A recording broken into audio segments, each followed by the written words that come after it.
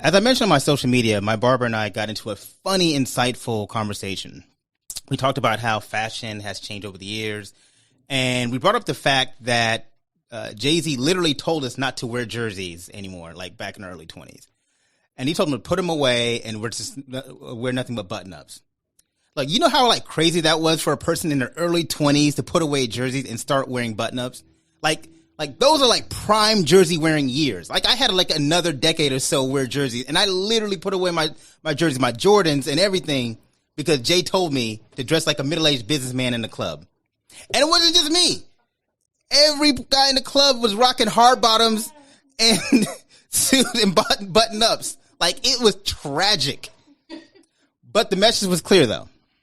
At least from Jay's point of view, that he was trying to get our grown and sexy on, and which was fascinating because the idea of signal calling that in order to elicit a sense of grown or maturity was steeped in our clothing was very much poignant. We had to dress the part, and the clothing sent the message. But clothing and messaging has always been aligned, especially when it comes to the Black community.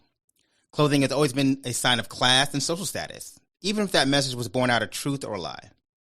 Being Black and fresh to death didn't stop you from actually reaching your death via lynching and white thuggery. This week in particular strikes a chord because of Easter Sunday, and you won't have to look far in the Black community to find Black families wearing our Sunday's best. But even the concept of Sunday's best is rooted in something steeped in messaging. You dress up and show your reverence to God, the secular part of that notion that for many Blacks, there are very few times that they could afford to dress up and demonstrate that sometimes class does not matter. You may be poor, you may be a slave, you may have no social standing, but you have good clothes for your Christendom Sunday meeting with God. It's almost egalitarian that no social class is absolved from looking the part to deliver your deep reverence.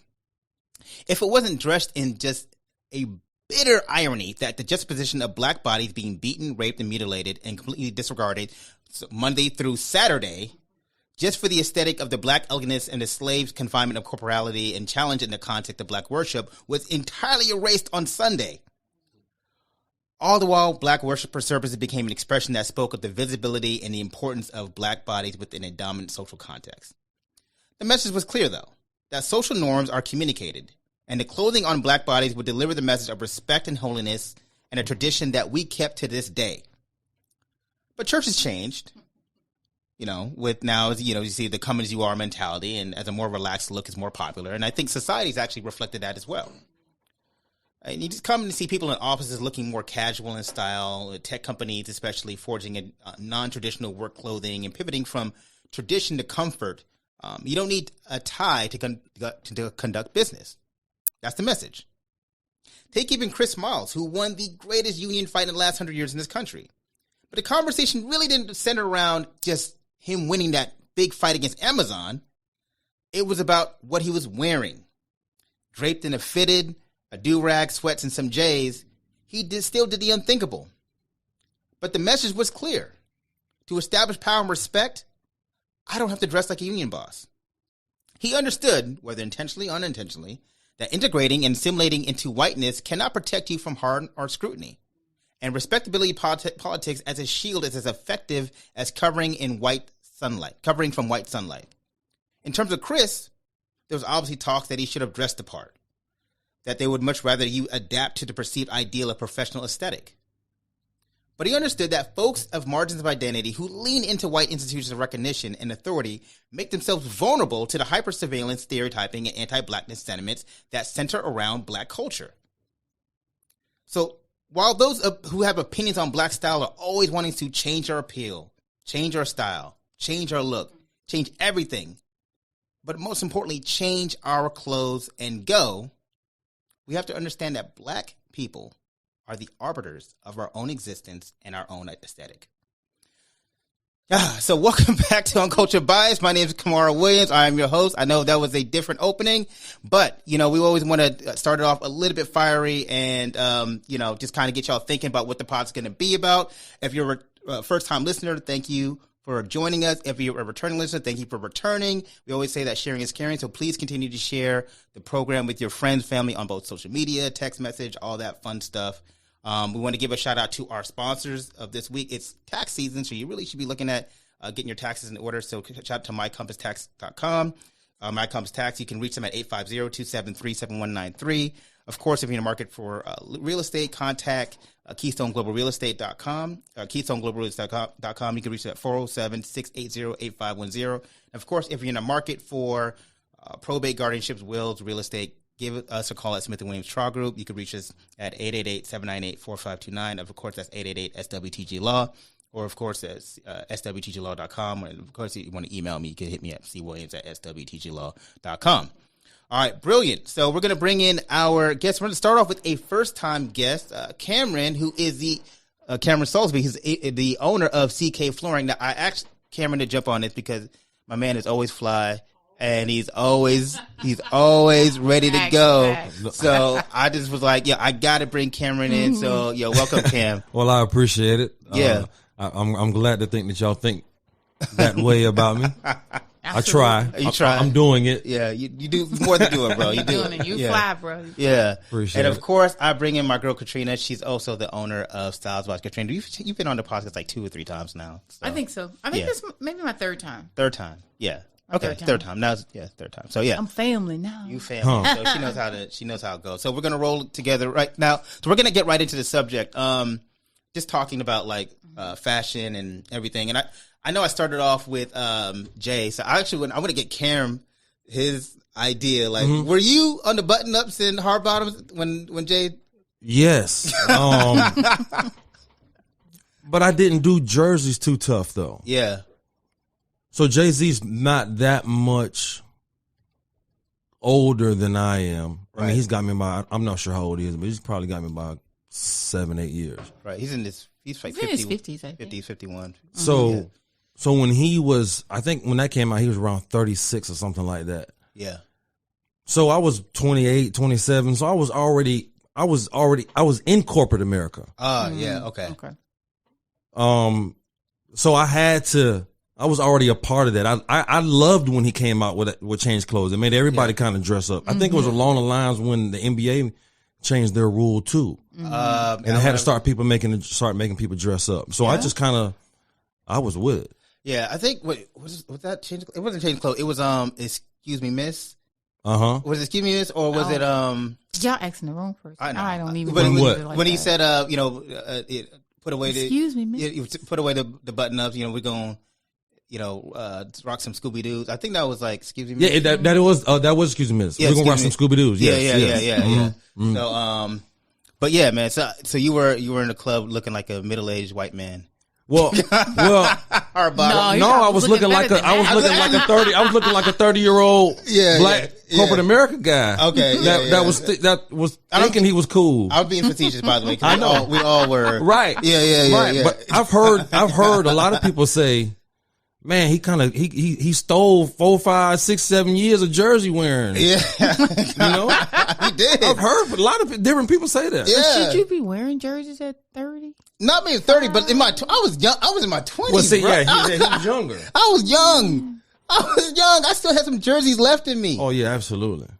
Well, you didn't have to change because he said so. I mean, that just shows the influence of culture and hip hop and especially Jay. He has the influence. I didn't even realize that song said all that. Well, just the way I'm trying. I'm gonna know. I didn't. I don't know if it was Change Clothes, but it either was Excuse Me, Miss, or Can I Love You? No, I'm a fine. Just a guy thing. Yeah. It wasn't Change Clothes. I'm gonna look. Yeah, I think that was just a guy thing, and I don't know. Sometimes I think I'm just a rebel. Like I don't care what somebody says in the songs. You're not gonna make me change what. Yeah, but he was so. I just style and trends don't influence you at all. I don't change the way that I would look for styles and trends. I mean, as far as trends. Because trends come and go. But, I have this thing where fashion is a revolving door. So if you've been in fashion for a while, you know that certain things are going to come back eventually. Mm-hmm. I mean, you even see now our children's generation want to dress like we dressed in the 90s. Mm-hmm. You know what I mean? Like that little nostalgia. I'm like, I don't want to do that anymore. I did that already. So it doesn't influence me to the point where I'm going to change, my entire wardrobe or how I go. Like if I go out, if if I was a girl that wore mini skirts, which I don't, but if I did, and if a song came out and said, "Oh, a girl shouldn't wear mini skirts anymore," if I had some really cute ones, I'm like, I'm wearing my mini skirts because I purchased these, and that's what I'm going to do. Mm-hmm. You know what I mean? So I always like to, I like to see myself as a influencer or a trendsetter.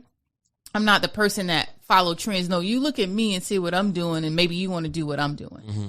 So that's just how I view things. So I probably would have, if I wore jerseys, I probably still would have worn them. But I mean, 30-year-old, 36-year-old, y'all don't need to be wearing jerseys anyway. Okay, so here's the thing. Okay, so the line You know what I mean? the line was, Like- and I don't wear jerseys, man. I'm 30 plus. Give me some crisp jeans and some button ups. What song was it? It was on More Can I Say?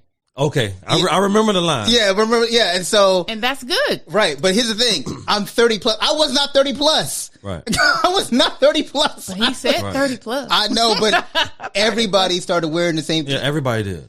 You know, I mean he's like But you you said, had goes it to in his you influence. anyway. You probably had it. You probably Well, already that's true. had that in you. That's true. And when he said that, you were like, "Ooh, If I something feel a little resonated liberated." with you about yeah, that. It did he was like, resonate with me. he was like, I feel a little and liberated. that's part of it because there's a lot of people who's like, man, forget it. I'm still gonna wear my jerseys because it didn't. He had it in him. it didn't hit. It's It was something in you, bro. It was in but you. that's what. Cause, okay, so that's the thing. So I thought that's what I'm trying to say. So that's where the conversation going. Because I thought that's where you had like taking the next level of like fashion or men's fashion or whatever. Like I was like, all right, it's like I guess I'm supposed to be wearing button ups and some crisp jeans and you know what I mean. And I even did the thing. I still do this to this day though. I don't even. I wear like dress socks with with sneakers. You do or don't? I still do. When Uh-huh. I still wear dress socks with sneakers. You know, But are they fun dress socks? Because they are so many nice it depends. dress but- socks out there. Printed ones, mixed print, polka dots, mixed colors. So It are they depends. just like plain black? It depends on what I'm wearing. Like, but I'm saying, but generally, when I'm wearing like some jeans or whatever like that, you know what I mean? It's like dress socks. I mean, you won't be able to see them anyway.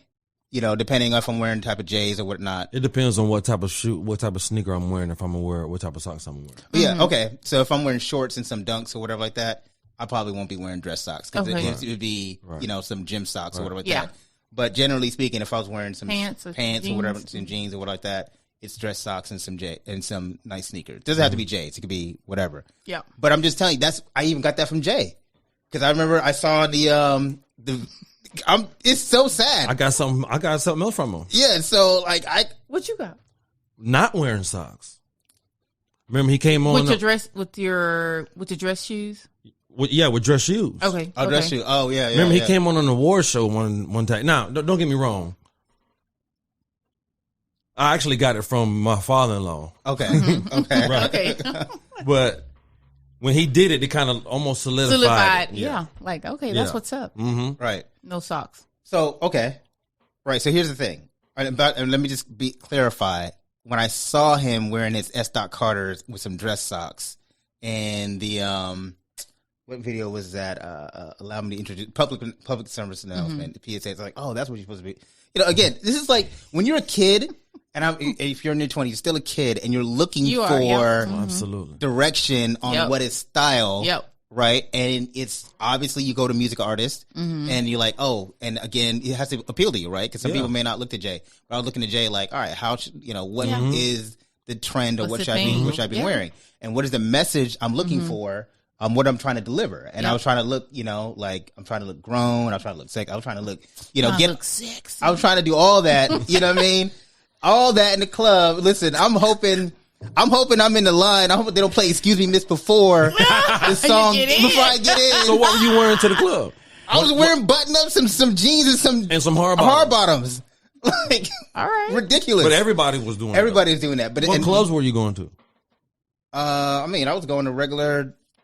You going to the young hip hop club? No. You going to grown and sexy clubs? I was going to grown and I mean 21 and up, and I would try to go to the 25 and up, even though I wasn't at that time. But I would still try to get in. But see, it's always in you. I was That's trying what's to. in you. You're more mature than your age group. But I should have been I shouldn't have. Shouldn't wear your But it would have been anything. It didn't have to be bun. It could have been something else. It could have been turtleneck. Here's my bitterness, though. You're right, but here's my bitterness comes from because I had some cold. A girlfriend at the time, she got me this cold throwback UCLA jersey. It was the baby blue. Baby blue. Oh my God! You didn't wear it. I didn't wear. I was like, "What are you doing? I don't wear jerseys no more."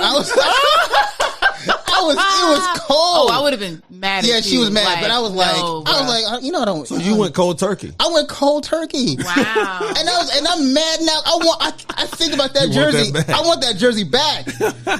You know, you didn't even take it. Yeah, it was just in my closet. You know, but that was like 20-something years. I don't even know. You don't have it anymore? No, I had a Jordan jersey. I don't know where these jerseys are at anymore. Yeah. You probably donated them or gave them away or something. Got something, but I'm saying like the jerseys now that are so expensive. You had them back then. I had them. The authentics. The authentics and the throwbacks. He killed the throwback industry. Yeah. Like he really, you know, he got rid of. Yeah, he hurt that industry. Yeah, because people just stopped, you know, wearing. Back then, but like they're wearing it now. So you probably would have got a nice penny for those jerseys. I would have got it. It was like you probably got a nice penny for those jerseys because that's what our children. That's what they want. Yeah, they like want the Zillennials. Yeah, Zillennials. That's what they want, and they pay for it too. I remember this might be. I'm going back when it's not even where I wanted the conversation to go, but I'm just having fun now. So I remember when Biggie said, you know, get rid of the polka dots. And he killed Kwame. Remember there's a rapper named Kwame? Oh, I remember Kwame. Yeah, Kwame. You know what I'm saying? Your styles played out like Kwame and fucking polka dots. And wow. Kwame has a funny story because not funny, sad story actually. He said, you know, one day I was up, like, and that was when it wasn't when Kwame was down. He said that line, and that was the early '90s, and Kwame was still going. And then Big said that line. And boom, and nobody wanted to wear polka dots, and killed Kwame's whole aesthetic, his whole appeal. Wow, that's crazy, right? And he said he was depressed, and he was like, "I don't understand. You know, I don't even know Big. Why would he do that? And he just ruined my career." And it was like some behind the music thing, like it was but it just showed you like the power influence, power of words of influence. I remember distinctly one day wanting polka dots, and when Biggie said that, I was like, I don't want no polka dots. Don't give me no polka dots. Just like that. Yeah. I was so influential. I mean, I was so easily influenced by music. Yeah. You know, hands down. But the idea is to show you that society can often impart an influence on you and how you think, you know, you should dress in societal norms. You know, and the messaging that goes along with that, you know, like to stay trendy, to stay current, to stay what everybody else is doing. And, you know I mentioned, you know, Easter Sunday, right? And how like it's embedded within us. It is. To even if we know the history behind like, you know, Christendom within the country and how, you know, Africans were pretty much indoctrinated into a religion, you know, we're still, I don't want to assume, you know, I think I know where you attend church and I believe so, but most majority of Americans are still, you know, heavily Christian, right? That's not you. I don't know. But African Americans, African Americans, I would think. Well, I mean, I think a lot of people have Black Americans have had a mass exodus. I'm not saying from church. That's a different thing. Yeah, I'm saying they still identify as Christian or some idea. Ideal of that. Yeah, okay. Ideal of Christian. I can see that. Yeah. Right. And so even with that, even our understanding of like the sordid history behind that, the idea of clothing and how we're supposed to wear certain things in order to elicit a certain appeal or messaging or what that, you know, I just want to get like your opinions, and I'll start off with you, Kat. It's, you know, like what are your thoughts on this, you know, Christendom and Easter Sunday, and like, what do you? Well, I mean, like you said, it's been indoctrinated since we were little. Right. I mean, that was a thing. You got a new dress for Easter. The little, you know, if you have brothers, they got new suits. I think that's something that's been indoctrinated in us because, just like you said in your intro, back in slavery, we thought that we had to look a certain way to appease other people. Right. And come to find out, it doesn't matter. Right. It doesn't matter if I'm suited and booted. It doesn't matter if I have on Dolce & Gabbana. It doesn't matter because they're still going to look at me as a Black woman less than. Look at all the stuff that Supreme Court Justice, future Supreme Court Justice Katrina, when he retires, look at all the stuff that she had to do. Right. That lady has more qualifications than anyone. I mean, I know that's going off on tangent, but no, my point is that we have to unlearn so many things as Black Americans because we thought we had to have our hair straight. We thought we have to look a certain way. We need to be lighter. You got to think people bleach their skin. You had perms. It's just so many things that we thought that we had to do to appease these people, and they still hate us and they still don't care. Right. So it's a mess, but I don't get into it. I don't get into it. My children will tell you, I don't remember. They probably won't remember me going out and saying, "Oh, I have to buy you a new dress for Easter" or anything like that. So I think it starts with us. My children don't know that. I was like, well, if we were out, if it was in our budget, we'll get a new dress. But if it wasn't, we better look in your closet and find something that you can wear at home. Yeah. So that's where I think I started for me at home with my children. Like, just kind of, I'm not teaching them the old things that was taught to me, because now it's not right and it doesn't even matter. You know, everybody's like, oh, you got to look your Sunday best. Now, I will say, I do like my children to look a certain way when they go to church. But they do casual. I would prefer for them to iron. Like, don't go wrinkled. But if you want to wear jeans, that's fine. I would prefer for you to put on shoes. You don't necessarily have to wear hard bottoms, because my son is not even really into that anyway. But I would prefer you to not be rough dry, as old people will say, and look halfway decent. You know, brush your teeth. You know, you got to talk to people. You know what I mean? You know, and those are things that hygiene stuff. Yeah. Okay. Yeah, hygiene stuff. Those are things that I've taught my children. I don't say that you have to dress to the nines or anything like that going to church. If you're going to do that, let's do it every day of the week. And like for me, Sunday is, I look good. I'm looking good every day. So when I go to church Sunday, that's just carrying on for what I look like on Tuesday or Wednesday. It's just a day. It ain't. I look fly every day. She said I look fly every day. Yeah. Yeah. Facts. I'm looking good every day. So talk your talk. Yeah, exactly. So Sunday doesn't make a difference to me, but I do think that you should have, if you are a believer, you just should have some reverence as far as when you go to church, if that's what because when you go to dinner, you're looking nice. So we're going to talk about that, because there's a change in, lifestyle and casual look, but Ken, I want to get your opinion on just the idea of like Sunday best or whatnot. And so I already know your family going to look good. Oh yeah, we're gonna do it all. We're gonna do it all. I love it. That's part of yeah. Remember that stuff we were talking about, like how expensive they are? Yeah. We're gonna do it all. Yeah. My opinion of it, I think I'm indifferent on it. Am I going to get dressed? Yeah, but I'm going to get dressed because I like getting dressed. Yeah. Yeah. Like Kevin Hart said, I want to do it because I think we look good as a unit. Right. But I absolutely agree with Katrina. It doesn't mean anything. Yeah. If I'm doing it for myself. Right. That's not necessarily true. Let me be 100% honest. I want people to say, "Cameron, you look good." Right. No, that's okay.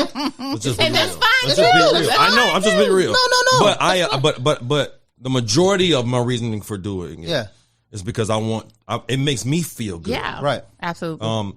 So I'm indifferent on it. We're going to partake in it. We're going to do it all up, and you're going to see pictures and everything and all that kind of stuff. Right. I love it.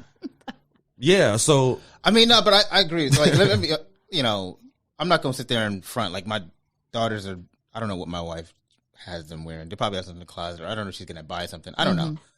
But I highly doubt we're not going to have the kids dress up for Easter. For me, y'all dress up for family photos. We do. I mean, y'all go all out for family photos. We do 3-4 times a year. Yeah, not 3-4 times a year. Yeah, you do. No, not 3. All right. I might take more photos. The family photo we do once a year, but that's it. Okay. But I take more photos because I'm vain. So, I love it. But the idea is that even the photos, right? Family photos, it's a message that I deliver. You want your kids to and your, my wife to everybody to look good and to be presented in a certain way. And even on Sundays, it's hard for me, even though I know people can dress come as you are on Sunday. Even though what I know, I still find a hard time not wearing a suit on a Sunday. It's weird. I cannot do it. Like, I cannot do it. And it's an old way of thinking. It's okay though. Right. But it's just I understand it. Like, it's hard. I'll go as far as I won't wear a tie. And that's your dress down. That's my dress down. I won't wear a tie. But like, it is hard for me not to wear a suit. If I I'm wonder going if to that church. would change depending upon what church you went to. Because I used to be like that when I was at one church, and there was You had to wear a suit. Well, you didn't have to. But I'm just saying you just like I'm wearing a suit. Yeah. Okay. Yeah, and my dress down would just not be wearing. I wasn't one of those guys where I would wear a shirt without a jacket and a tie. I wouldn't do that. I would just if I wasn't wearing a jacket, then I wasn't wearing a tie. But I had a button down shirt tucked in, dress pants, shoes, belt, mesh, all that kind of stuff. That would be my dress down. But now, the church that I'm at now, it probably look weird if you dressed in a suit and everybody was 2 Sundays dressed up, 2 Sundays is casual. Okay. Now Dress I've gotten down. more used to The dress down, like the casual down thing. Okay. No, I tell people, no, I'm looking good at church every Sunday. No, I'm serious. Like, they's like, no, I'm looking good every day. Like, when we first, because my church, we just started going back in October. And so I was like, okay, this beginning stages, I'm running around doing all this other stuff. But I was telling people, honey, I don't wear jeans to church. Yeah. And they're like, no. I'm like, I don't wear jeans to church, honey. Yeah. I would put on me a pants or a nice dress or a skirt. Yeah. You So feel I said, free. y'all but ain't gonna see me too many times like this. I know Right. we, doing this stuff. Right. And they were like, oh, you were right. Yeah. So every Sunday, You won't wear jeans to church. no. Yeah. And that's just me. And it could be old school like you. I just feel like if I'm dressing up for dinner, if I'm dressing up to do these things, why can't I look good when I'm going into the house of the Lord? Makes This sense. is what I believe. Right. So why can't I look presentable for him? I mean, even though, pandemic, you can have church at home, which that's where it's supposed to be anyway. And God don't care. He don't care about all that. He cares about your heart. But, my heart is good and I'm going to look good. Right. So that's just Ain't nothing me. wrong with that. Yeah. So I'm like, I'm going to look good. Yeah. So let me ask you though, like the idea between, like, because society's kind of moved into more a casual look. You mean mostly Florida though? I think if we go other places, I don't know. they're not as casual as Floridians. I don't know. I mean, I do agree. I do agree. So. I do agree. To Floridians a certain extent, have it's like Floridians are a lot more casual, and it's because of the Why? temperature. Why? Because of the temperature, you think? That's what I think. But I know when I first came down here, I first saw I saw a difference even from California to I'm from Cali. Like I saw a difference in how people like when we would go out to clubs. Like it would just be super dressed down and super. It was like, oh, this is different. Like y'all don't like. I would get. Oh yeah, okay. I would get charged up from my friends. They were like, yo, why you dressed like that? I'm like, yeah. Different clubs, differently in Atlanta or DC in those areas. It was definitely a different vibe than in Down Florida. here, and clothes and all kind of music. I think and it's everything. lazy. It's okay. To me, because I'm born and raised in Florida, so I can speak from being a true Floridian. I ain't no transplant. I was born here and I was raised in Florida, so not particularly Orlando. I think it's lazy. All right. That's just my personal opinion. I think it's lazy. That's harsh. No, it's not. It's lazy. If you can't, you don't want to get up and you going to church or you going to dinner and everywhere you go you have on flip flops. That's lazy. Well, I think it's a mentality. There's a lot of things that can go on, like different types of events and clubs and establishments in other parts of the country, Atlanta, DC, Houston. Yeah, that Chicago, that can thrive in those areas, but they can't thrive here In Florida, yeah. In Florida, and it's the same. I think it's the same type of concept or mentality as to why the clothes is laid back as well. Well, the thing is, I was saying in general though, because I think you start to see more athleisure is being more promoted in men's fashion, right? You say what? Athleisure, Really? like the sweatsuits, like yeah. Oh yeah. yeah, like that is That tracksuit That thing. custom, custom, yeah. and that is like considered $5,000 tracksuit. Are you talking about? Yeah. right. So like They fresh though. so the idea that that's one I wouldn't do. You wouldn't put you. So okay. okay, so that's what I'm trying to say. Like, so I see society as, especially for men, has pushed men towards more of a casual look. Like in casual, I'm using the air quotes here, meaning that, for lack of a better term, at all intents and purposes, no suits or tie, no suited and booted, right? Right. But for casual look, it's pushing towards an athleisure. But I think it's kind of gone overboard because that's all I really see. That's what I see a lot for like men's fashion now. I'm seeing that it's this really big push for these sweatsuits, and for to the point where you go out to dinner and you see like Tracksuits everywhere. either it's two things. It's you see three things. Men in tracksuits, or you go on a date, you see men who haven't transitioned out of the button-ups. They wear the loud button-up shirts with the crisp, with the jeans. You can tell older the crease in them. Yeah, the older guys, And they're like, wide, and they're wide leg. It might be wide leg or whatever like that, but they got.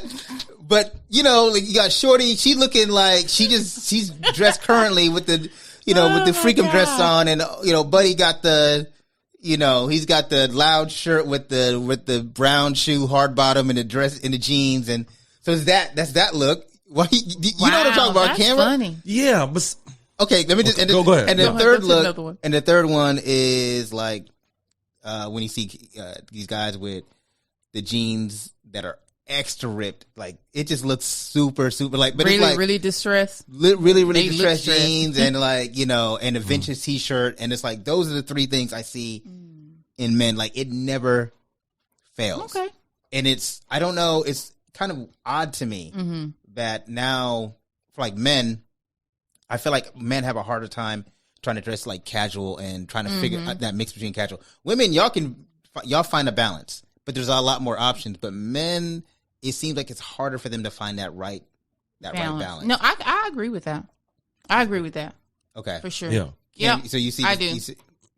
I know you had an opinion. I wanted to hear your thought. Yeah, it's hard for me to find a balance, but it's probably more so in my head than anything else. I'm 44. And back in my day when I was 14, 15, 44 was old. Yeah. Right? Right. Yeah. And so now that I'm 44 and I don't think I'm old. Right. Your children think you're older. Yeah. And yeah. so I don't want to dress old, No, yeah. but I don't want to dress young. Yeah. Like you're 25. Yeah, Right. It's tough. I got you. But I've also had to understand that looking at my parents when they were 44, 45, 50, whatever, that their influence and their cultural influence was R&B music. Yeah. Our now 40, 45, and 50, our influences are still hip hop. Yeah. Yeah. So they were going to look different than we Look are. now. Right. So, but it still plays in my head. Yeah. You know what I mean? Because my dad sure wasn't wearing Air Force Ones like I do. Right. He wasn't. You know He wasn't what I mean? wearing J's, right? Right. Right. You Yeah. see what I'm saying? Yeah, Yeah. I'm still wearing J's. So yeah, it's a It's a hard balance. Yeah, It's a balance. that's true. It is a hard balance because you're right. There's like for someone like myself, same thing. Trying not to look too old, and still trying to look current. Right. And it's like sometimes you buy something like, oh, I can't rock that. Like you be like, Yeah. I've done it. You be like, oh, you buy it, and be like, I think I'm gonna, and then you try it on Get for it. your wife, and you're like, she's like, it looks a little young on you. I'm like, yeah, you're right. That's You look a little youth berry. you look, you look. You look youth berry. You look like you're trying to a little bit too Yeah. hard, and I'm like, yeah, you're right. You know what I mean? Yeah. And because it's a hard place for you all. It's a hard It place, is. and they don't really make a lot of like styles to fit somebody who's trying to stay current and also not Not trying to look like you're 25. I got you. not look like you're 25, and not also look like you're 65. Right. You know what I That's mean? true. Like, so it's. Ugh. But here's the thing. So what I always say, and I mentioned in my post, like I always try to like centered on, is it cool? Is it chic? Is it stylish? That's what I try to say. Like I don't try to look for an age in the look. I'm like, could this be something I can pull off regardless of age? Like, is it something that doesn't look like it's too trendy? Because I think if you stick a lot to trends, you'll be messed up. Because what about y'all know super, super, super, super tight jeans? Yeah. And they were almost pushing you all to women's jeans. And even now, a lot of things are very, very feminine, for men. So I don't even know. I mean, and I have male clients too, and I take a little bit more time, with them. But a lot of things are very feminine as far as how they want you all to dress. So I know that's tough as well. Well, it's not tough for me because I have a sense of my own style and identity. Right. You know what I mean? So I don't really, it doesn't rock with how I see myself. Right. You know what I mean? But you're right. Like, the jeans can be painted on, if you're not careful about super tight jeans. Super tight jeans. Yeah, super tight. It's like, but again, that's not my style. That's not your style. You know what I mean? And it won't look good on me. You know what I mean? It'll look like it looked like to me. They're like hugging you in all the wrong places. Oh, no, but the we'll look though. I mean, I'm just gonna be real. Of course. Right. Yeah, like, dang, his jeans tight, but he got a nice bottom. I mean, we do. I mean, I hope y'all know we women do that. I've lived with a woman before. I'm aware. Oh, okay. So you're just not going to be able to see it in my jeans. Yeah. Yeah. Like, I mean, my goodness. Slim fit. You wear slim fit or straight? Straight. You do straight for jeans? No, I wear athletic fit, and I actually will get them. I actually will get them altered at the bottom. Yeah, I'll get them altered. Yeah. Yeah. Okay. Yeah, because you said earlier you were a linebacker, so your thighs probably are larger than normal. So athletic fit will be good for you, and you can get them tapered at the bottom. What would you recommend for guys? And Cam, you could jump in this one. Like, for guys who are trying to learn trying to figure out style and dress. Like if you were going to give somebody was going to walk into your studio and say, "Kat, I just want you to outlook me, but I don't." I'm 44, right? And I want to, I don't want to look too old. Right. Yeah, what would you do? What would you how would you? They don't want to look too old. But I want to look current. Yeah. Where are we going? Oh, that's a good point. All right, let's say I want to go on a date with my wife. Yeah. I'm trying to be fly. I'm trying to be fly, though. I'm trying to be fly. So I would. Oh, no. Scratch the wife. Scratch the wife. First date. Oh, good one. Okay. First date. Yeah. So first date, young 44 coming in, doesn't really have any style. So I would just ask him what his limits are, because some men are afraid to do certain things. You got it. Yeah. Certain men are like, oh, I don't know if I can wear that. So I will most definitely do him a standout blazer. Okay. Number one. What does standout mean? Meaning if we can do a print, if we can do a bold color, a solid one if he's afraid of prints. Maybe something plaid, something bold that's going to be like, when she sees him, she's going to be like, she don't remember anything else. She's going to remember like that. He had on a nice blazer. Okay. So we'll do that first. And I would do something simple with his shirt underpinning, because he may not want to do a button down. So men have collarless shirts now. He may not want to do a tie, so I can do that. And it's according to what we do with the blazer. I will most definitely, if he likes a straight pants, let's do straight. But if he like them a little bit tapered, I would maybe do solid at the bottom, because his jacket is so bold, and add a really nice shoe and belt with that. So he can most definitely stand out. So it would be the blazer, his shoes, and his belt will be the standouts for me in that. Okay. Let me ask you, how do you like Steve Harvey's new style? I don't have a problem. I don't have a problem with it. I think sometimes his style makes him look a little too young, like he's 44. Like some of the things that he's wearing. I mean, what's your designer and fly? I mean, the stylist has a really good eye, but I think that's for you guys.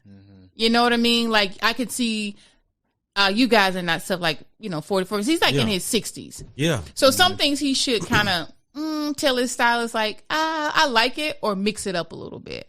Well, I think his stylist is like 30 or something, isn't it? Yeah. His stylist is Eli Carmo. Styles is a little flamboyant. Yes. Yeah. So, and he's having Steve dress flamboyant, but Steve is probably like, you know what? Might as well. Well, Steve is kind of a flamboyant cat. Yeah, he is. But I think sometimes he hasn't. He looks, to me, I mean, the stuff is nice. But I think sometimes he looks good. Sometimes the things are a little bit too youthful. So what does too youthful look like for someone like that, though? Like, what does that look like? I wish we could have pulled up a couple of things. But I'm saying, like, because that's kind of like subjective, isn't it? Well, I would say when he's labeled all the way down, didn't he just have something like Balenciaga? Or something like that. I can't remember. He had something Balenciaga like all the way top and bottom. Yeah. Like for me, I don't think he should be doing Balenciaga top and bottom. So if he had that nice Balenciaga sweater on, maybe he can have on a different bottom. If he had the pants on, maybe he can have on a different top. Mm-hmm. I mean, so the pieces are nice, but I know what you're saying. So like generally when people are, especially when we see younger people, when they talk about fashion, they're label heavy. Yeah. Really, he doesn't have to do that. He doesn't have anything to prove. You don't have to be label heavy. Like not in your 60s. I'm not label heavy. I don't even believe in I don't like. The reason I don't like labels is because I'm still old school, and I know this is not how people do it now, but I just never believed in mixing and matching labels. Mm-hmm. You know what I'm saying? So I just, like what that is, Cameron. So I do. Yeah. So you couldn't wear Nikes and Adidas. But that's different now. But people labels and designers is different. I know. But I'm saying that. Right. So I just immediately from that, I come from the school of I didn't like labels on things. I don't like when people can see a label. Period. So then when it gets into like designer, I'm not into designer. Yeah, but some people's like, listen, I'm not paying $2,500 for a sweater. You can't see what it is. Some people are like that. Like, no, this is about to be Balenciaga Gucci down. Yeah, I mean everybody's not a Jackie Onassis, right? Yeah. So that's a good one. Yeah, because she was. But from what I know, that's all she wore was designer. But you never knew it. Yeah, and you had to know to know. I'm a Jackie O. Yeah, and that's what I tell people all the time. If you know, you know. Right. I don't have to prove anything to anybody. Mm-hmm. Like if I have on a pair of Manolo Blahniks, if you know, you know. Right. That's it. I'm not taking my shoe off so you can see that I have on, Manolo Blahniks. I'm not taking my shoe off so you can see that I have on Giuseppe's or anything like that. If you know, you know, but I think that comes with maturity as well. Mm-hmm. Like for me, people don't have to see that I wear designer items. Mm-hmm. That I'm buying that because I like it. I'm not buying it just because it's that thing. You know what I mean? So, and I always tell people, listen, I had Christian Louboutins in 2007, 2007 and 2008. Before he got really hot, I had those back then when I worked at Neiman Marcus. So it's like if you know, you know. So that's how I am. I don't really care for labels, but actually I like them. People think I spend more money on my clothes than I really do because I really don't. I shop a lot, but my shopping is not as expensive as people might say. Mm-hmm. You know that's because how you put things together. Right. But there's nothing wrong, though. I told you that we've already had this discussion before. Where you are and where you're going, there's nothing wrong with you having a couple custom suits in your in your wardrobe. I agree. You got to pay, maybe $2,000, $2,500 or whatever. I agree. There's nothing wrong with that. But I always think there's a misnomer, especially with men's fashion, when they think they have to pay top dollar or pay a lot of money in order to look good. They still don't look good. Yeah, and then some of them. Yeah, I'm not saying all of them. It all goes to me down to the fit, the way it fits on you. Yeah. Mm-hmm. I recently just bought some designer shoes. Okay. And I've asked a couple of people today, when they wear designer, how does it make them feel? And they told me it didn't make them feel any different. Mm-hmm. Well, that's cool. But to me, it makes me feel different. Mm-hmm, and maybe because it's new to me. Mm-hmm, yeah. Mm-hmm. But it makes me you're going to a different level. To me, it does, right? It gives me a little, because it's not that I show it, but if I have on some Christian Louboutin dress shoes, you're never going to see me post a picture where you can see the shoe, right? Yeah. Right. But when I walk in somewhere, I got an extra little swag on. Yeah, a little extra. And to me, that's important. Yeah, absolutely. Right? Now, is it superficial? Is it a superficial confidence? Yeah, it might be. I don't know. I don't think so. I don't know. I don't think so because I don't don't I think so. anything that gives you confidence is good. It's good. You know what I mean? Like a haircut every week gives you confidence. Oh yeah, that's a good. You know what I mean? Like so, good. like I don't know if because buying something, you know, regardless of the price, it's steeped in superficiality. Like for me, I mean, again, I like wearing. I like looking nice. Excuse me. It doesn't matter if I paid $20 or you know $150. Yeah, like you know, because you can buy some designer stuff and it doesn't look good on you. It don't look good, you know. But it's all about the key word is confidence, right? So I have to feel confident in what I'm wearing. Yep. And if I don't feel confident in what I'm wearing, it doesn't matter. So if you feel confident and it makes you feel good, that's good. That's good. Right. And that's the thing. Like so, for me, like for men, I would say that I want them to first work on what does it make you feel confident? Does it make you feel good? And you may not feel. Some people are like, I don't need clothes to make me feel confident. I feel good. Right. That's fine. But I'm talking about when it's time to go somewhere. They're lying. Well, I don't know. Because there's some guys who actually they really don't believe in the ideal of like aesthetic. I don't know if that's harsh. Kat, every time you come on my program, you always say these harsh ass statements. That's just who I am. I know. That's just who I am. They're lying. Talk. There is no way Talk. that I don't care who it is, when you put on something and you look in the mirror and you look at yourself and say, God, oh, I'm so fly today. I don't even know what to do with myself. I agree There's with no you, man. way that whoever you're talking about, oh, clothes don't matter, blah, blah, blah, blah. I bet you if you said to him, you know what? I got a gift for you. I'm going to give Katrina to you to give you a couple of looks. I bet you he'll say yes. And I bet you after we work with him and have that experience, he'll shift his mind. Because I tell people all the time, we live in America where we grew up. They judge you by the way you look before you even open your mouth. And first of all, they're already making judgment of us because we're black. Right. And then if you're dark, then it's something different. So they're lying. Right. You know, and I tell my clients all the time, I shift their mind.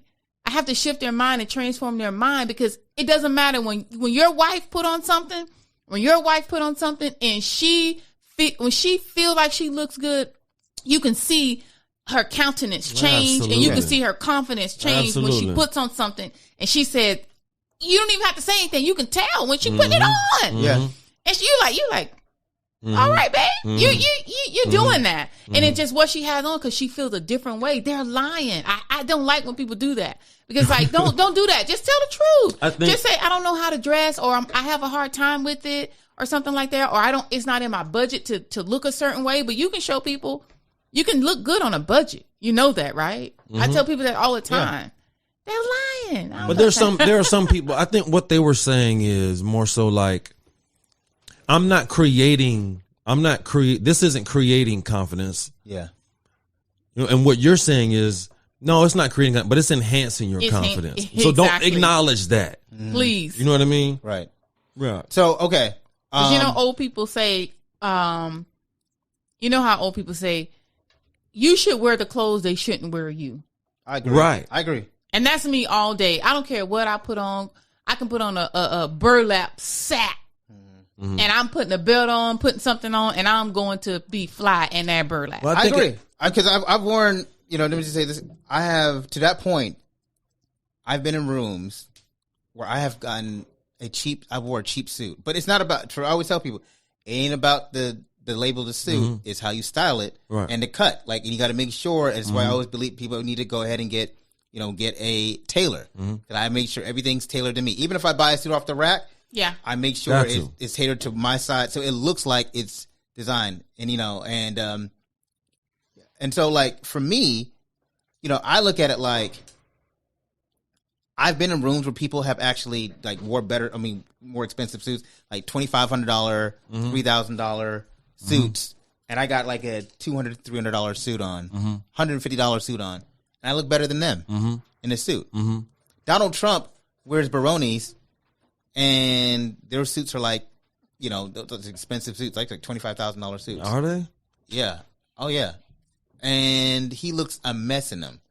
Yeah, they look big. Yeah, he looks like he doesn't look fit. It looks off the rack. It looks off the rack. It looks like it slumps on his shoulders. It doesn't fit him. The pants are too wide. You know what I mean? Like, it's not cut to his wrist. Right. You know, and so, like, for me, I look at it like it's really not designed. It's not based off of how much you spend, but how you style it. And I think sometimes men, and Katrina had to slip out because she has another meeting, so we thank her for joining us. But it's just about how I think men sometimes get that confused. Do you agree?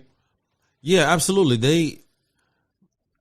Tailoring, I don't want to say it's a new concept, but it kind of is a new concept as far as making something look good. I think a lot of men, just like you said, are more concerned about how much it costs as opposed to how it fits. Right. I think a lot of it all comes down again. It all comes down to confidence, though. Right. Like it all comes down to confidence, like the Dion phrase. If you look good, you play good. Right. You look good. If you look good, you feel good. You feel good, you play good. You play good, you get paid good. Yeah. Well, I sent that quote to one of the people I was talking to earlier about it, and he said, "Well, no, just feel good, and then everything else will fall into place." And that's good. That's true. Right. But at the same time, man, there's nothing like knowing that you look good. You know what I mean? So I'm gonna be completely transparent here. I think my thing with clothing was it was a shield for my own insecurities when I was growing up, because I was a product of immigrant parents, and my parents never really had a lot of money, and so, and when they started to get money, and when I say I had money, when they left the wing of my grandparents to do their own thing and start a business, they didn't really have a lot of money, so we generally just had to wear a lot of the same clothes, my brother and I. And so, and of course, I was shorter than everybody else, darker than everybody else. I didn't really grow into just who I was and what my feeling and my appearance and my aesthetic was. And so, clothing for me provided a shield of how I felt I wanted the world to look at me, And so then I became obsessed with like looks and how things are put together. Now I don't feel that way anymore. I don't feel like that. I haven't felt like that for decades, right? But starting out, I'm going to admit that it was something to cover up the vulnerability that I felt like, okay, well, if they didn't want to make fun of me, if I dressed a certain way, and then that's what it created my own. I have to figure out my own style and how to stick out. And that's when I started to really, really lean into like the fly type of thing. Like I was like in high school doing the one glove. I used to have a golf glove, right? And for each golf glove, it was different colors. And in each color, for every outfit I wore, really, I had a different golf glove. And I just used to be my thing, like wear golf glove on the left hand, matching the outfit. It was like I was on that type of like, what I mean? But it was like it was a fashion piece. It was like, and that became my thing. That became my signature. Like, and so it's like I was always on something, trying to figure out like how do I look? And I was fly with it, but it was different. Nobody did that, and that became my shtick, right? But I admit that's where it was my thing to cover up my own insecurities. That's interesting because to cover up my own insecurities, I would make sure that I didn't stand out. Well, you were always bigger than everybody else. No. Oh, you weren't? Oh, okay. No. I didn't hit a growth spurt until 16, 17. So I was out. My 9th grade year, I was the shortest person on the football team. 10th grade year, shortest person on the football team. So I was small. I wasn't athletic at the time. I was somewhat like the cute boy or whatever. And I had insecurities, but so I would clam up as opposed to trying to stand out. So when did style become important? That's a great question, and it didn't become important to me until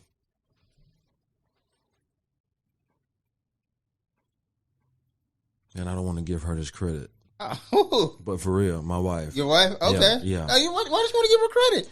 Because I wanted to act like I was cool ahead of time. Nah, but it was she offended the you. first time I ever thought about or heard about belt matching shoes was from her. Going the first Friday, the very first Friday. This is when Pat Nix and Willie Fisher were doing Frontline. Oh, so you were a grown adult at this point. Yeah. Oh, wow. That's what I'm saying. Yeah. Like it wasn't in college. I tried to be. No, I met my wife when I was in college now. Okay. Yeah. Right. So when I was trying to be all around that same time, I was in junior college, 2021. That's when I kind of started getting to it. When she told we were going to Motown Cafe at City Walk. That was back in the day, very first Friday that they had. And I was with her and she's like, let's go get you an outfit. And from then, and the way I felt, yeah, I was like, oh, okay. And then from then on, that was when I tried to start trying to dress. Put things together. Yeah, put things together. I think I'm good at putting things together in my head. No, I agree. Well, I don't know what your process is, but that's what, I cheat. What do you mean? Oh, I steal. Okay. A lot. Inspiration. Yeah, that's what you want to call it. Okay, Yeah. Yeah. Very few people, especially now, even at a certain point in life, come up with something original. That's right? true. You know what I mean? Like, let them tell it they did. But I know, but you know what? It's like it's like whether it's a look, a color, a pattern, a style. Very few people come up with stuff like, you know what I mean? Even myself, I take inspos. Like I'll see something, I'll be like, oh, I like the way that was put together. Yeah. You know what I mean? I like that. Like, and it could be, and it's honest again, it could be someone in the public sphere, whether it's a celebrity, whatever. Like, I'd be like, I like that. And to the point where I'll look at somebody and I'll look at a celebrity. I'm like, I don't like the way they dress. I don't like the way that was put together. Yeah. They would have done this, that. Oh, absolutely. You know what I mean? But I'm always looking and I'm learning because that's how I figure out. Yeah. Like, okay, does that, to the point where even if a style's going somewhere, I'm like, I'm not going that direction. Correct. Because I don't like that way. I don't like that style. Like now they're trying to bring back, the last couple of years, they're trying to bring back the big pants, the big clothing. Yeah, and I'm like, I am too short to go back. I can't go back to that. I cannot go back to the big clothing. Because did you see Justin Bieber? Yes. Justin Bieber. Did you see that? Yes. I thought it was fake. No, but you know what? I saw again. This is several years ago. Sean Combs' children, right? Mm-hmm. They were on cover of some magazine, and they were calling them future style icons. I forget what it was, and they had on oversized clothing, and I was like, no. I was like, no, I am not doing that. I was like, I am not going back there because I don't have the body type to be carrying on with big clothing. No, can't do it. But again, that's still looking at something and figuring out, making a determinative. Like, am I going to be inspired by that, or am I going to go in a completely different direction? So, I'm not going to let you have that. You steal, man. Man, I have a bunch of screenshots. Oh, it's okay. And I'm saying, you know what? I'm finna take that right there. That's okay. That's what Pinterest is. That's literally what people do on Pinterest. Yeah, I guess so. Yeah, when you put it like that, people literally take things from Pinterest and be like, I like the way that looks on something. That's okay. Mm-hmm. No, I'm not gonna let you hold that. Oh, okay. Well, good. I appreciate it. Because you know what? Somebody may not be able even to find something and be like, I don't even know if that looks good or not. Like that still takes a talent to put something together. So I'm not going to let you hold that. Let me ask you though. So in the beginning, I mentioned, Chris, how the union thing and how he became like this champion. But they were. Did you follow that story? How he defeated Amazon, but no, I didn't follow the story. Yeah. So okay, so he got all this flack for the way he looked, and I need to pull up a picture of him. Actually, let me put up a picture. But while I'm doing that, here's a picture of him meeting some union bosses.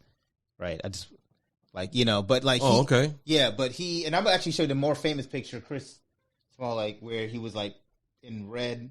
Let me pull it up so you could have it here. But anyway, so the idea of him not looking a certain part, in the union fight or whatnot, and they were like, he didn't dress Yeah, here's a great picture. He got the fitted on with the bust down jewelry, and you know what I mean. And he's got the red athleisure, the sweatsuit and all that, and he got the J's going. You know what I mean? Like he's got the look, the big. Listen, it's hip hop. Yeah, it's strictly hip hop, and I loved it. Right. I prefer. I loved it because, again, it sent a message. Again, as I mentioned in the opening, that he's not falling in line with the white ideal. Like I have to look a certain way in order to be deemed a leader, or to be deemed taken seriously, And so while I do care about fashion style, but I also think style like this is important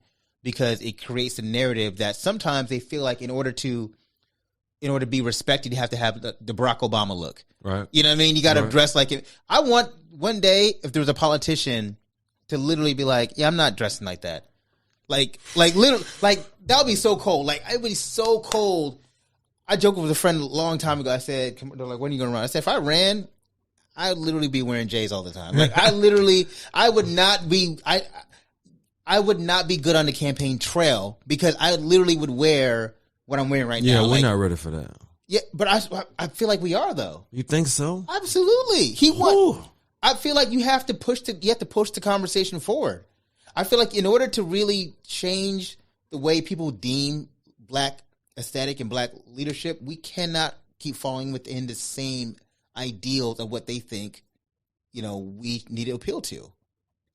Well, I think we've already kind of gotten there with the hair thing. Right, and I think there's another level to it.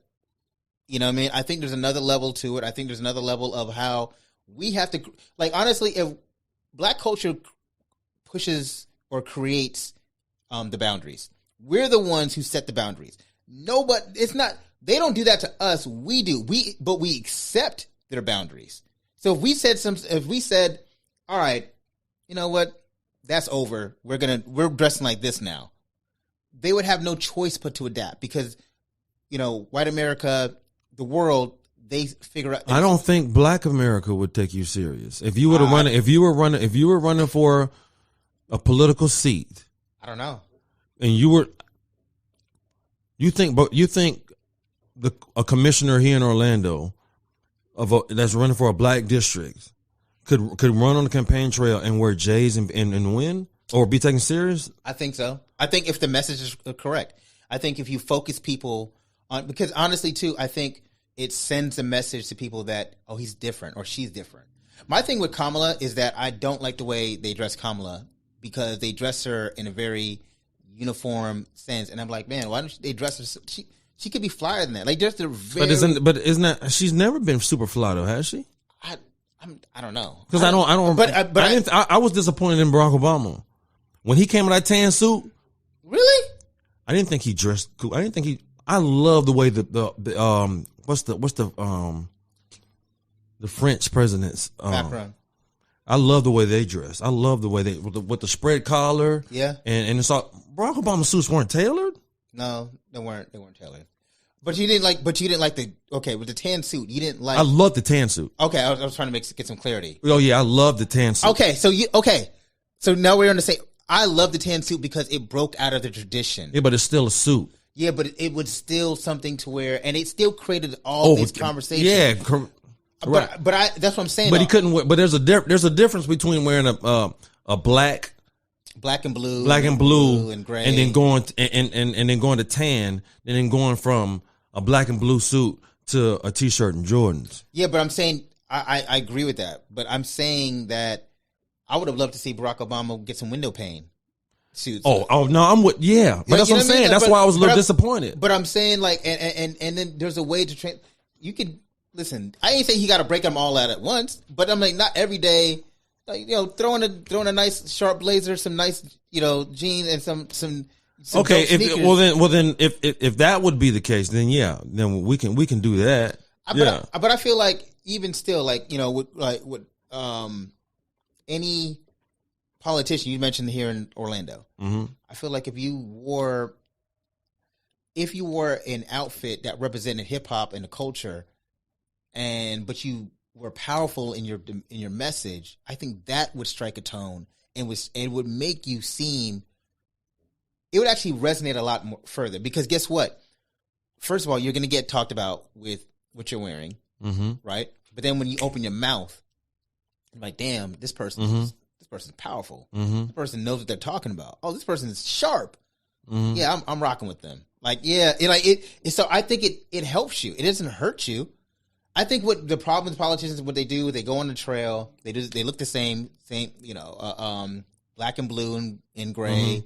The T-shirt rolled up on. You know what I mean? Like it's the same. Not T-shirt. Excuse me, the dress shirt rolled up. Like I fully believe, and that's why I love Chris Smalls, what he did, because he broke out of the ideal box of what America sees as leadership, especially black leadership. Right.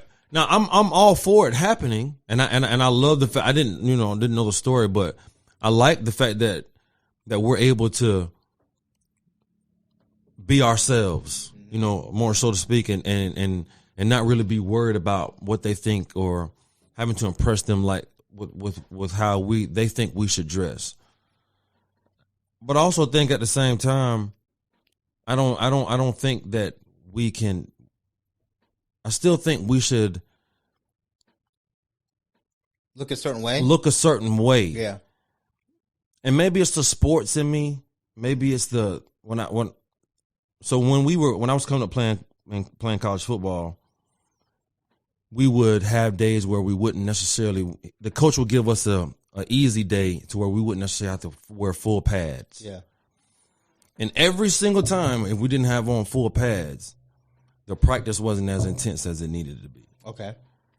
Even though the only difference was you didn't have the bottom pad. Right. Yeah. Right. And it's a mentality thing. Yeah. I think if you were to go out right now and you were to get on a campaign trail the way that you described, I think you would pull a lot of the young vote. You know what I mean? You would resonate that way. But I don't think you would win. You don't think so? No. I don't know. I think older generation might have a problem, but then again, I think it's how you talk to them. I think it's how you appeal. I think it's it's your background. It's everything else encompassing, and I think it really. I feel like you have to push the culture forward. And let me just say this. Cam. Let me just say, at the end of the day, like I'm hip hop, right? And most people, especially our generation, you talked about it. You're hip hop. You grew up in hip hop. Hip hop culture is the main source of inspiration and categorization of cool. Right. When we decide to, and it's only white America tells us like, oh, you gotta remove hip hop in order to be taken seriously. Okay. But it's weird. They want us to not look hip hop, but they want to put hip hop in music. They want to put hip hop in the commercials. Of course. They want to put it in selling commercial items. But when they want us to take seriously, they're like, you can't look that certain way. And I refute that idea because to me it's still steeped in anti-blackness, because they're taking its shots at anti-black, and saying that you can't be 1,000% authentic of who you are and what you represent and what you grew up in, because it's not what's traditional. And that's my opinion. I'm not saying that true, but I think it's steeped in some form of anti-blackness. Well, yeah, I mean, and when you look at it like that and you break it down, I guess you would say it would be some type of but it's definitely something there. Like, okay, I know you got me. I'm just fine. This is why we do podcast, because it's supposed to like force us to think about things in a deeper, introspective way. Like, and that's to me personally, I look at something like a politician who says I have to dress a certain way in order to like get elected. That's not stoked in us. That's stoked in them telling us that. Because where's that from? Yeah, I don't know. What defines the power suit or the power color? Why is that? That's called respectability politics, right? That's called respectability. Like we have to look a certain way in order to get respect. And that's not, I don't believe in that. But you notice, as soon as white America started feeling like, oh, you know what? I don't want to wear suits anymore to office. I'm going to start wearing golf shirts. Then golf shirts started being okay to wear to office. Now then they transition from, it's not about golf shirts anymore. I could just wear regular clothing because Silicon Valley and tech industry started taking over, and now everybody, office culture has changed to where like you don't have to wear even a golf shirt anymore, right? To and khakis, but it's them imparting what they think is casual wear into the office. But at the same time, like if we were to try to do something, it was like, oh, you can't do that. That's not. Well, isn't it? Well, don't you think a lot of that has to do with who's in charge, though? Well, if you were, yes, it's deemed it is deemed on who's in charge, but it's also the idea of society imparting what is okay and what is not okay. And so my idea is that, you know what I mean? That it's when people lean into their blackness, they lean into what is authentic to them, or even hell, let's just take away, like, all this is, this podcast focused on this black culture, but let's say somebody who is of Hispanic or Mexican origin, right? Like something that is highly identifiable in that culture would be considered, that may not be proper. But why? Why is that? Because they said it. Right. It's just the mentality of what we've idealized as what's appropriate or not. Yeah, I mean, well, it's been indoctrinated into us just like all kinds of other things, like the competition that we have against each other, the crabs in the barrel. It's all indoctrinated. It all comes from the same type of thing. Yeah, they want to. It's almost now that I think about it, it's almost a way of holding us back. Not allowing us to express ourselves. Doesn't allow us to be free, completely free. Right, because we're always concerned about how it's gonna, and therefore we can never probably reach our full potential. Right, because we're always worried about, and understand the term when I'm saying white gaze, not GAYS, but GAZE. And we're worried so much about the white gaze, about how they're going to, judge our appeal, judge our aesthetic, judge our character. Our character is directly aligned with their, what they think. So let me ask you this. Wearing. Yes. Thinking about this and with where the conversation is going, what do you think in retrospect about the rule that the NBA established when they made them start dressing up and not being able to wear T-shirts and stuff like that? So I think we're going to be on a different side of this, but I felt like, okay, at the time, I was a big Iverson guy. And Iverson was the culture. And when they did that, when they instituted the rule, it was, to me, again, steeped in anti-blackness. Because you thought about that then? Well, I knew. Like, because like Iverson was the most popular athlete in the game.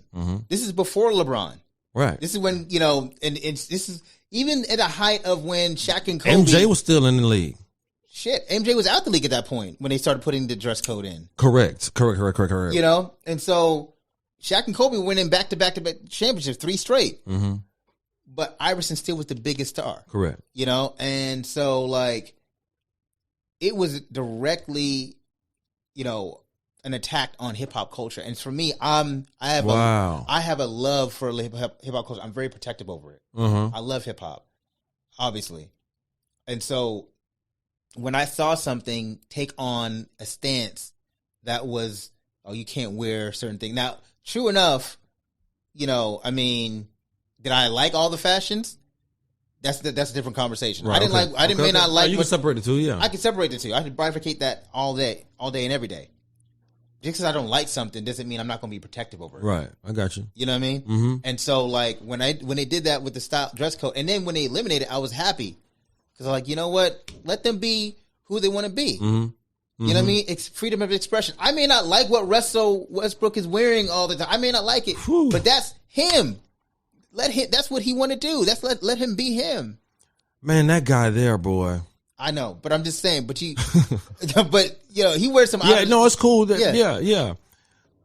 I've never thought about it like that. Wow. So, what did you think at the time? Well, because you were a little older. Yeah. Yeah. I like the idea. I like the rule. You like the rule. You were like, okay, they needed to start dressing more suits and everything. Yeah, I just thought because they were coming to work. Mm. You know what I mean? Like nobody else could go to work at that time. Yes. Okay. Nobody else could go to work like that. Yeah. You know what I mean? But their uniform. I mean, their uniforms are uniform, which is tank top and shorts. But if you're not participating, you got to come to work. You need to come. Let me ask you: did you, when you were in college, did your coach make you dress up for the game day? Mm-hmm. So that's kind of where you were coming from. Yeah, even in high school we had to. Yeah. So that was. I mean, to me, that's what it. Again, it's all in the mentality for me. Right. If I'm not dressed the part, most likely that means mentally I'm not there also. Right. You know what I mean? Because even if you're not playing, you still mentally should be there. Right. And if you're not dressed in that way, mentally you're probably not there as well. And that's just my old school mentality. And that's why I'm like that. I've gotten lazy because what do you mean lazy? When it comes to every day, and maybe it's because I'm in a blue collar industry, but I should look good every single day. Yeah. You know what I mean? But I don't think, it doesn't happen. A lot of people don't value it or see the necessity in it.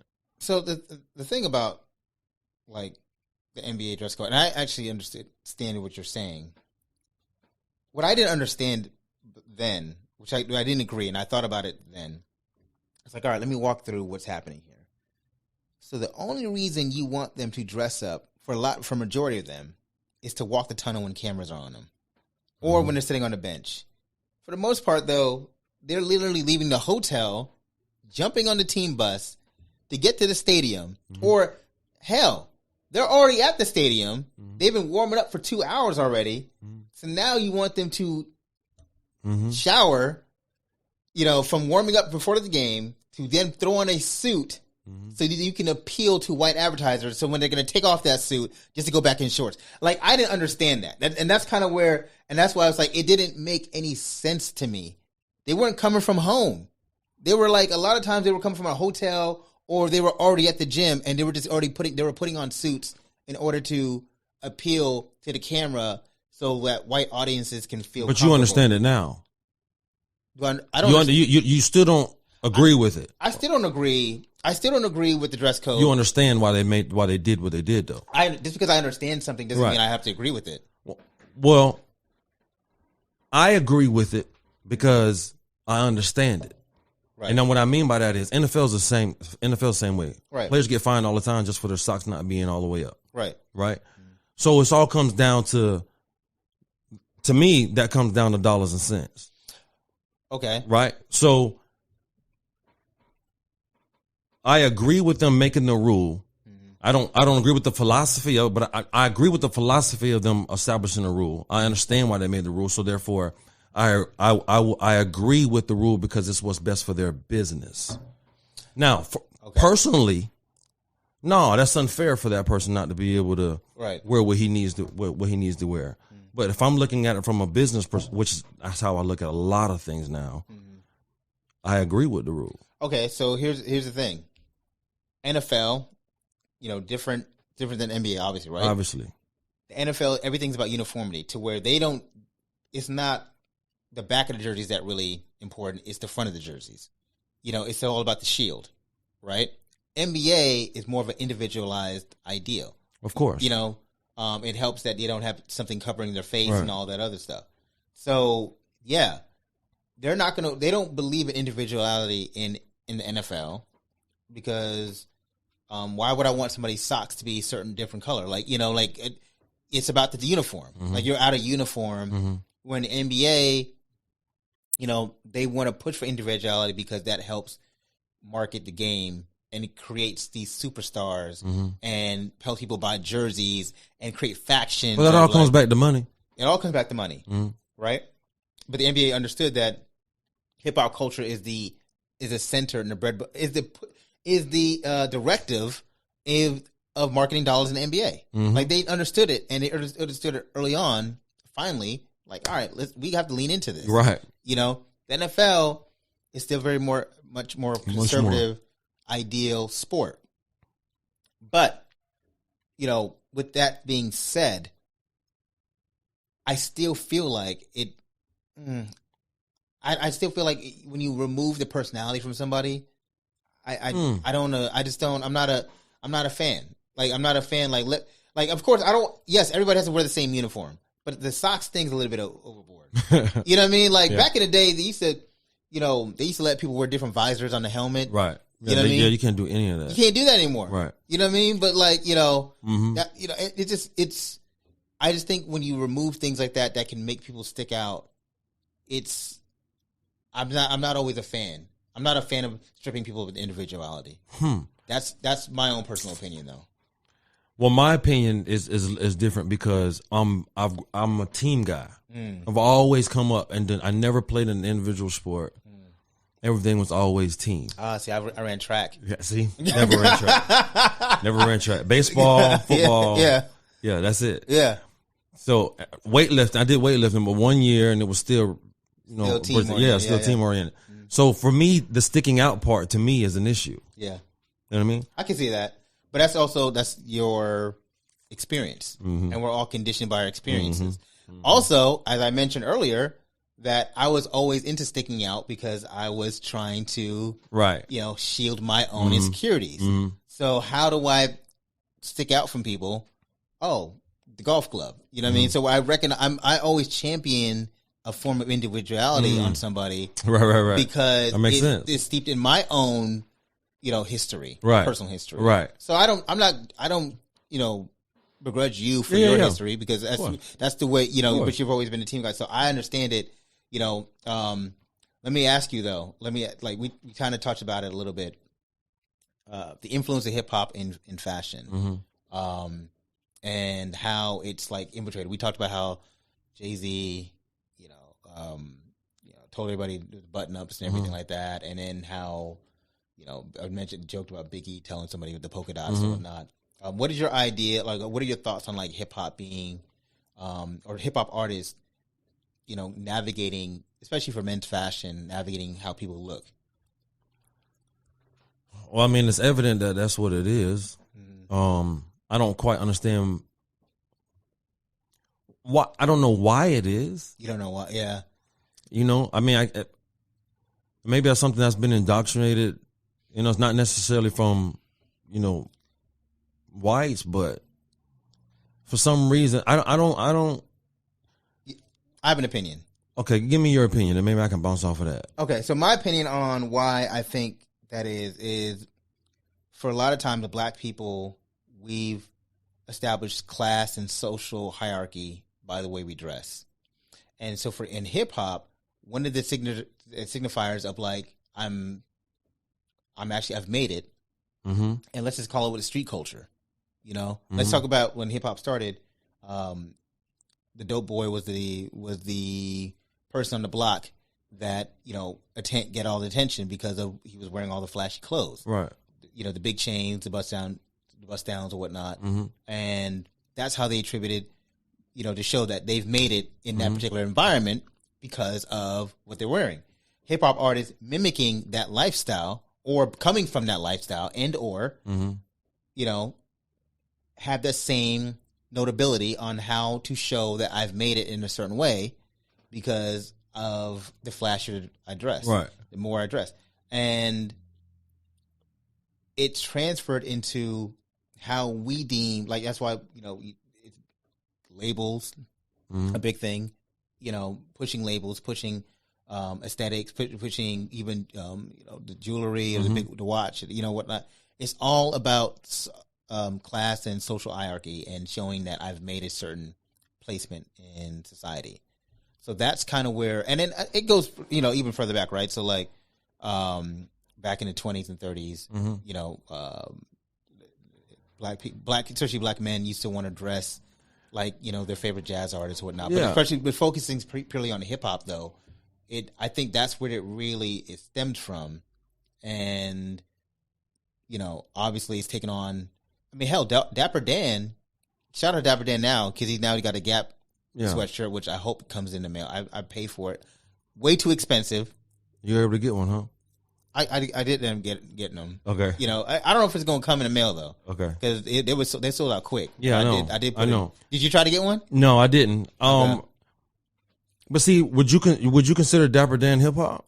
Absolutely. Absolutely. But what's considered hip hop clothing now? Then hip hop culture? No, hip hop culture. I didn't say clothing. Okay. Hip hop culture. Something that's heavily influenced by hip hop. I don't know about Gap. Is not hip hop clothing. Yeah, I just did. I don't even shop Gap. I just decided to get the Dapper. I haven't shopped at Gap since I thought the prep look was cool. Yeah, like you know what I mean. I don't even rock with Gap like that. Man, the hip hop culture influence is will always be there because it's what we grew up with. Right. That was our jazz. That was our R&B. Like the people my mom. I remember my mom used to listen to Luther Vandross and Anita Baker nonstop, and she looked like Anita Baker. She dressed like Anita Baker. You know, and then and a lot of the men, well, that's not true. They didn't want to dress like Luther Vandross, but they still influenced what people wore. And it just makes sense for the hip hop culture to influence. They probably want to dress like Teddy P. They want to dress like Teddy P. Yeah. A lot of them just like the Temptations or the Motown sound, all that kind of stuff. So it just makes sense for when that was Motown had a big influence on my parents and how they dressed. And the funny thing about Motown is that Berry Gordy wanted Motown artists to dress a certain way to appeal to white America. Yeah. So that's say they always wore suits and the women, and then even the women wore dresses because they were supposed to look again respectable and they wanted to sell to a larger audience. And so it's funny. You're right.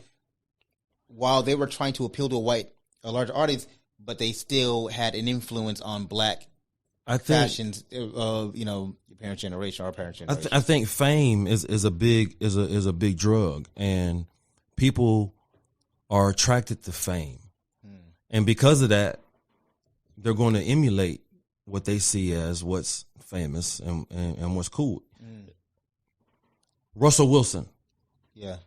A lot of people think Russell Wilson is corny, which I don't understand. Right, yeah. But Russell Wilson can dress his behind off. I think so. I think he dresses better than Future.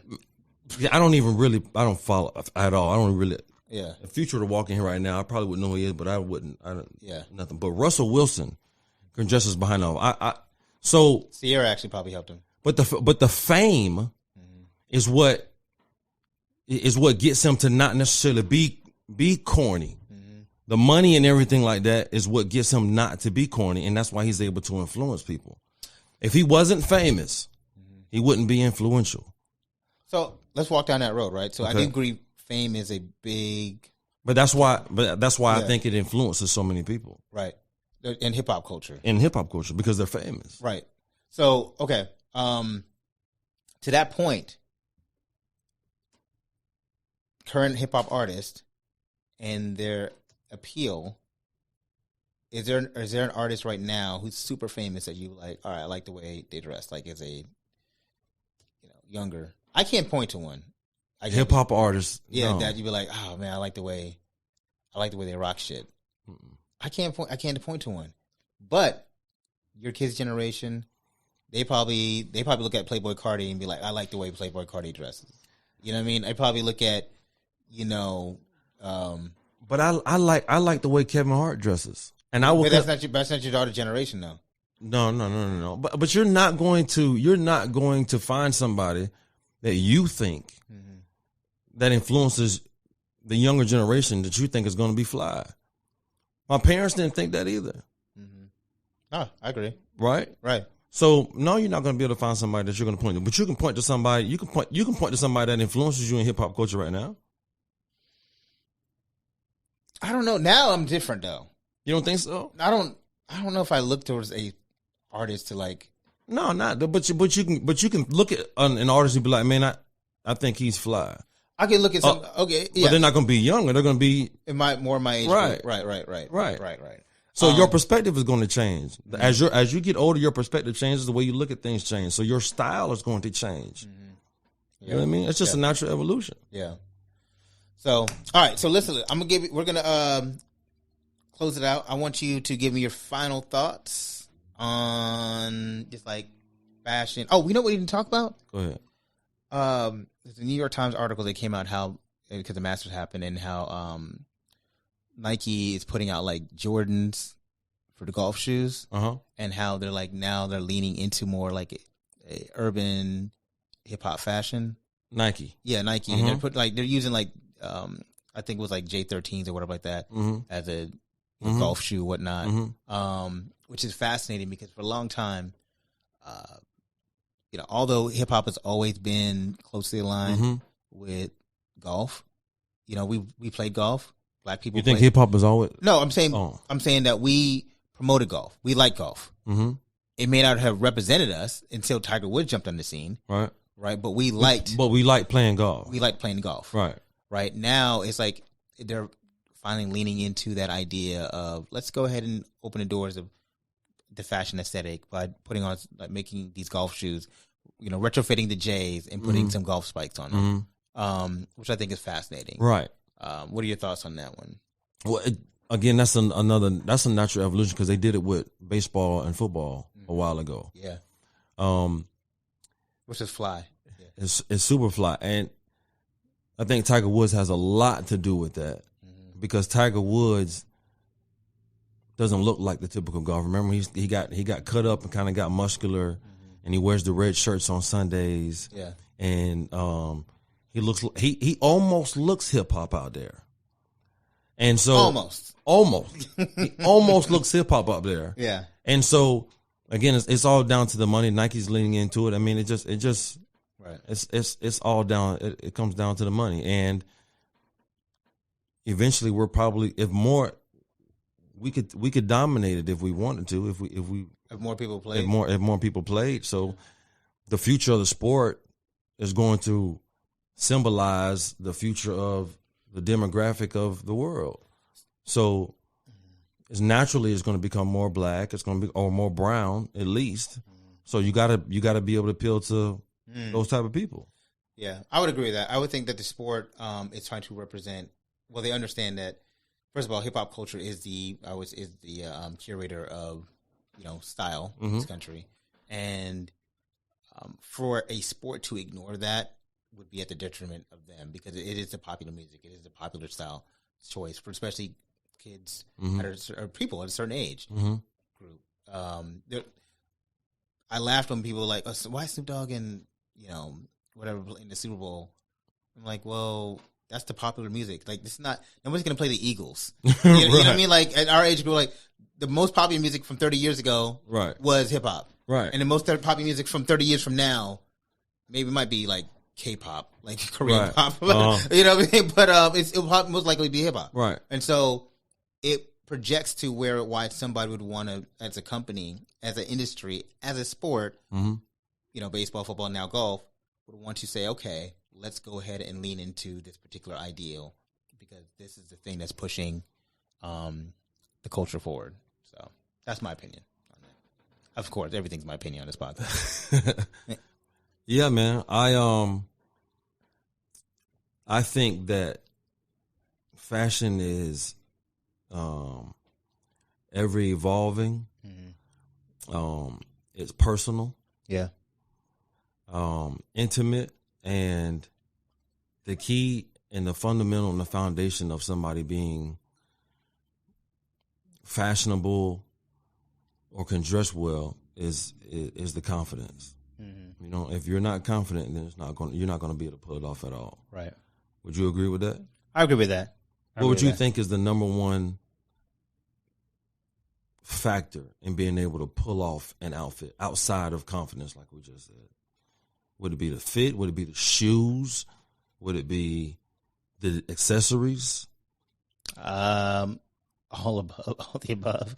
I think detail is important. Obviously, I always look for if I see somebody dressed well, I look for the detail. I look at the shoes. I look at like what they're doing. I'm like, why do they wear? Sometimes I'll be like, why do they wear that belt with that? Or I'm like, oh, I like that belt. Or all right, that color pants. Why'd you wear gray pants and brown shoes? You know, like that don't make no sense. You know what I mean? Like that ain't that. Or if you wore brown shoes, why'd you wear that style of shoes? You know what I mean? Like so, like it because I'm always looking at something from the idea of like, does that work? You know, so I'm a very detail oriented person when it comes to fashion. So for me, it's about the details. Confidence is important, but you can be confident and be confidently ugly. Right, and you just can't pull it off. You're not pulling. You know what I mean? Like you might be confident if you think you look, but you probably shouldn't be so confident in what you're wearing. You know what I mean? Because so I don't care how confident you are, that shit ain't hitting. You know, it ain't doing what it's supposed to do. So I look at little small things, you know, in order to tie an outfit together. You know, that's what's important to me. So if somebody is paying attention to details, that's what sticks out. You know, how often are you in court? I'm not in court often. Would you ever? Do you think with the Chris? Would you think there ever be a point where you could go into a courtroom without wearing a suit and tie? No, but the legal profession is a very conservative. But I will say I have walked into court. You know, I've walked into court actually one time with a turtleneck. Okay, with a blazer on. Yeah, with a blazer on. Okay. Yeah, I've done that. You know what I mean? It depends on the judge. Okay. You know, it depends on the courtroom. So it's just a game you got to play. It's a game you got to play. Yeah. You know, so it really depends on what you're, you know, what you think you can get away with, right? And then again, as this goes into I'm gonna let you close because it's all about messaging. But I want you to give your final thoughts on it, and then I'm gonna give my final thoughts. Well, I was kind of going into it. You know, I think fashion is a part of your personality, and the way that the society seems to be moving, it seems to be that where you're going to be able to have more of a freedom of expression with your clothes and not necessarily be looked at in a certain way. I think there's a long way to go for that. Yeah. On both sides, from us as Black Americans and from white Americans. I don't think we're there yet. But at the end of the day, style and fashion is something that is internal, and it's something that only you can necessarily pull off. And that's kind of it, you know? Yeah, I know. I feel that. You know, for me, like I always do a Dear Black Culture, love letter to Black culture. So like Dear Black Culture, we talked about a lot of different things when talking about fashion and Black American fashion. And one of the things I would want to take apart is our thought process of what are we communicating with fashion? Why are we wearing certain things? And it's always down to the message. I mentioned that in the courtroom, I'm wearing something like maybe a turtleneck, and I might be saying, hey, you know what? I'm delivering a certain message to opposing counsel or to the judge about how I feel about a case or how I feel about myself. But either way, there's a message being delivered. So when we talk about fashion as far as Black culture is concerned, and in hip hop being the center of it, we always have to ask questions of what are we communicating not only to the world, but to ourselves. When we're promoting certain designers and we're pushing out certain designers, why is it so important for us to push the designer out? Why is it so important for us to push a certain look out? Why are we pushing out a certain color pattern? These are the things I always think about when I'm looking at how hip hop culture is centers itself in the fashion industry. There's a show called The Hype on HBO that really talks about and promotes street fashion. My thought process while watching that show is, who was this for? Was it for us? Or was it for white America to let them know on what exactly street fashion? And I have no problem with that. But at the end of the day, it's always communicating something. And I always wondered, what did it communicate particularly to somebody who's not of the culture, who's trying to figure it out, and then they're let into this beautiful thing that we have curated for ourselves with intra-Black culture. Like, why are we so, excited to deliver these things that may or may not, appeal to an outside audience? And those are the things I always think about when I'm thinking about Black culture. And that's the thing I think about with fashion. So when we're doing things and we're talking about fashion, it's always delivered on the message. And so with that being said, I'm going to start the show, or end the show on how we started it, by, playing a song that with the artist who is always at the center of especially black male fashion and continues to create the conversation. So with that being said, thank you for listening to Uncultured Bias, and we going right out.